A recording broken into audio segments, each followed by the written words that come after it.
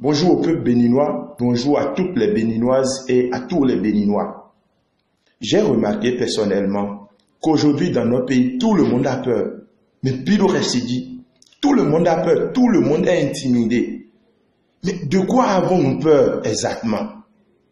Au niveau du territoire national, tout le monde a peur, presque tout le monde. Il y a une petite minorité qui accepte de donner sa poitrine. Au niveau de la diaspora, n'en parlons pas. Quelques-uns seulement au niveau de la diaspora parlent aujourd'hui. Tout le monde a peur. C'est quoi le problème? Qu'est-ce qui constitue vraiment la crainte? Qu'est-ce qui nous fait peur aussi tant? Parce que si c'est M. Talon, je pense qu'il ne nous fait pas peur. Ce n'est même pas, c'est la dernière personne au Bénin qui devrait nous faire peur.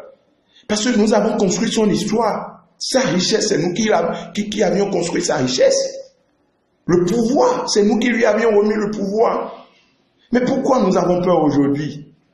Parce qu'il règne avec arrogance, il règne avec violence, il règne avec crainte en inscrivant la peur dans l'esprit des gens. Vous avez peur de ça?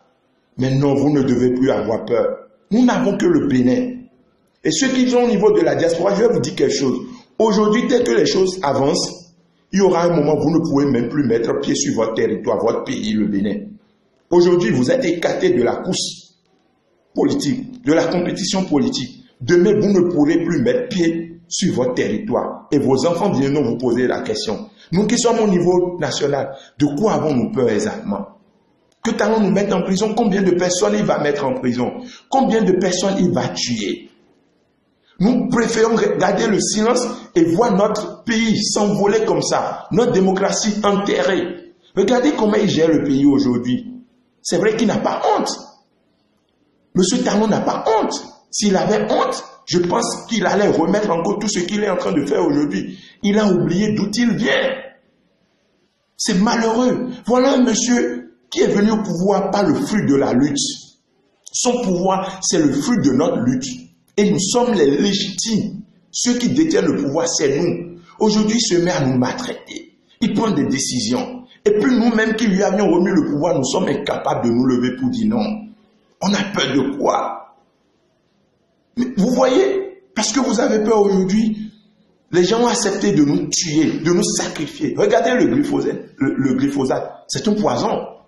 Mais vous avez vu, le gouvernement a endossé la responsabilité de continuer à diffuser ce poison au sein du peuple, à tuer le peuple béninois. C'est ça, en réalité, les conséquences de notre silence. Si nous ne nous levons pas, nous ne faisons rien, lui-même, il ne va pas s'arrêter. Ouais, vous avez vu la proposition du BMP, les députés Godio, les députés, comment je vais les appeler, des pignons du gouvernement, des prisonniers, parce que tous ces députés sont en réalité des prisonniers. C'est des gens en réalité qui ne sont pas totalement d'accord avec ce qui se passe.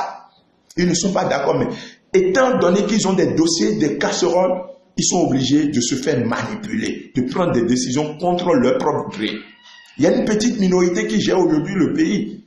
5 à 6 personnes à peine. Tout ce qui reste, c'est des pions, c'est des manipulés, c'est des prisonniers. Nous ne pouvons pas laisser le pouvoir dans la main de M. Talon et de son clan. Pas du tout. On parle d'outrage. Aujourd'hui, tu parles, on vient chez toi te chercher. Et personne ne parle. On met les gens en prison, personne ne parle. Mais il arrivera un moment où il va tomber sur des gens et il va s'arrêter. Je suis sûr. Je suis sûr, nous n'avons que le Bénin. Et si nous ne défendons pas notre patrie aujourd'hui, qui viendra le faire?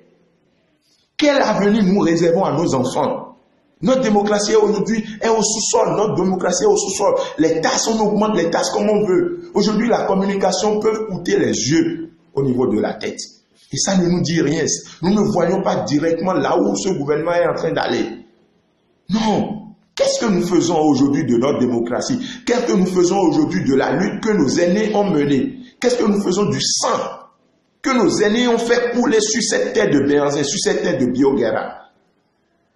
Aujourd'hui, tout est en l'air. La démocratie dans notre pays est remise en cause. L'état de droit est remis en cause. Où nous allons avec ça? C'est malheureux. Qu'est-ce que nous faisons? Notre silence, jusqu'à où nous allons garder ce silence? Monsieur Talon est en train de tuer notre pays. Les députés manipulés sont en train de tuer notre démocratie. Et nous devons nous lever. Nous sommes des jeunes. Le pouvoir, c'est une affaire de génération.